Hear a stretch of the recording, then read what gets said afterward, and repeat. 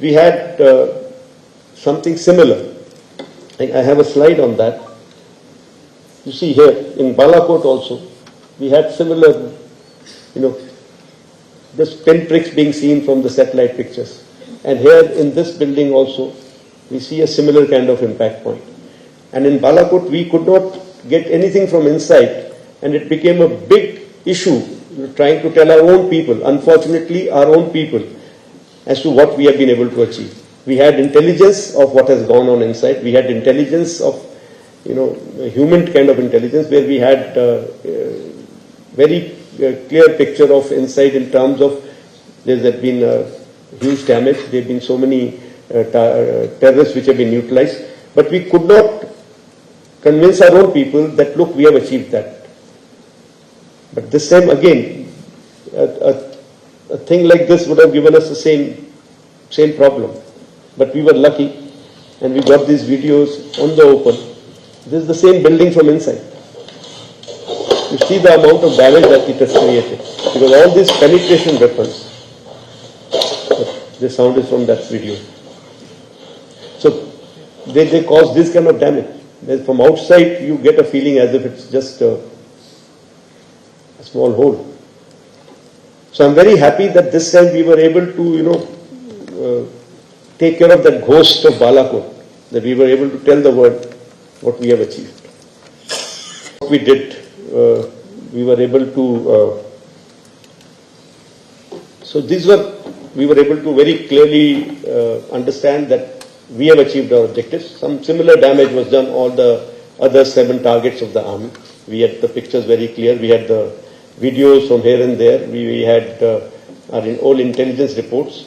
So when we were confident that we've been able to address what we wanted to address, a message was sent to their DGMO, through our DGMO, Director General Military Operations, that we don't mean to have anything to do with the military, in the sense our objective was only to strike the terrorist targets, to take the revenge of this, what they have done to us, and we have no military aspirations, no intent to attack any military targets, so we can call it off here.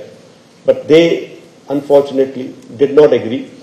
They said, no, we will take a call, aapne hame mara hai, ab hum marenge, fir dekhenge, fir baat karenge. These are kind of words they spoke.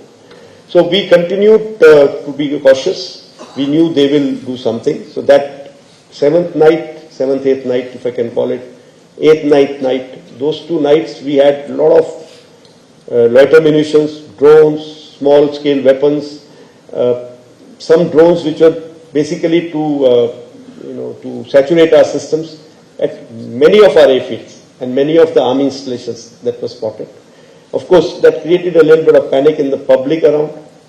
The public around started spotting even low Earth orbit satellites and reporting them as drones. So by the red dots that you see on the map were the 7 targets that were very close to the border and LC, and they were to be taken on by army with their integral weapons. And those 2 blue dots, we've drawn them a little bigger. They were the 2 main headquarter buildings, that is Bahawalpur and Murid Ke, headquarter complexes, not buildings, that were to be taken on by Indian Air Force. So this was decided. Also, when I say taken on by Indian Air Force, that doesn't mean that only Indian Air Force was to work towards that. All of us were working together, including naval assets were involved in, their weapons were used in these areas, their INT agencies were involved, and in the planning we were all, the 3 services together along with other agencies. So this plan was discussed. Even the escalation metrics were made and discussed as to where can it lead to, what can happen, and if this happens, what is going to be our response. So it was a nicely planned out effort, and the date was decided. It was the 6th and 7th night, date and time, and it was decided based on weather, based on what pattern we were seeing across the border of their movements and their actions. And we decided that time, and we decided that it will be in one go we will address all 9 targets. And like I said, Air Force was targeting these two areas which were further away into the border, so it was not that we could do something with small drones or weapons of small caliber. Based on specific intelligence, we had taken a call that here we have to attack the airfield. So the airfield was attacked, and their building, the main building where the planning goes on, which is also used as a civil terminal building also at times. As far as Sukur airfield is concerned, we attacked their UAV hangar and a radar site. You have the visuals available here. This is the hangar which has been flattened, and this is the radar site which is before and after. Bulari, again, an AEWC hangar was attacked, and here we have very clear hint that there was an aircraft inside when this attack took place. Sargodha, we've grown up in our Air Force, dreaming about days like this. Someday we'll get a chance to go there. And so it just so happens that I got my chance just before I retired. So we attacked the airfield there because we had very hard ink on F-16s taking off from there, and the ones who were attacking us in Srinagar as well as in Adhampur. So we took on the airfield there. Again, intentionally not taken on certain other installations in this airfield because of some kind of calculation by us that may lead to unnecessary escalation. And this is the last slide I have on this.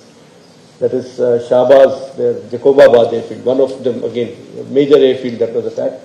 And here there's an F-16 hangar, which you can see here. And here this is the photograph again from open source, from one of their earlier pictures of the same hangar. And here that hangar, which is one half of the hangar is gone. And I'm sure there were some aircraft inside which have got damaged there. So if I can just sum it up, what we were able to get there at least 2 command and control centers in like Murid and Chaklala that I've shown you one of the pictures. At least 6 radars, some of them big, some of them small. 2 SAGW systems, that is in Nahor and Nokara. Then of course runway at Sargodha and Rahimya Khan. 3 hangars that we attacked. One was of course Sukur, the UAV hangar, the Bulari hangar of AEWNC, and Jacobabad, the F-16 hangar. And we have indication of at least 1 AEWNC in that AEWC hangar, and a few F-16s which were under maintenance there.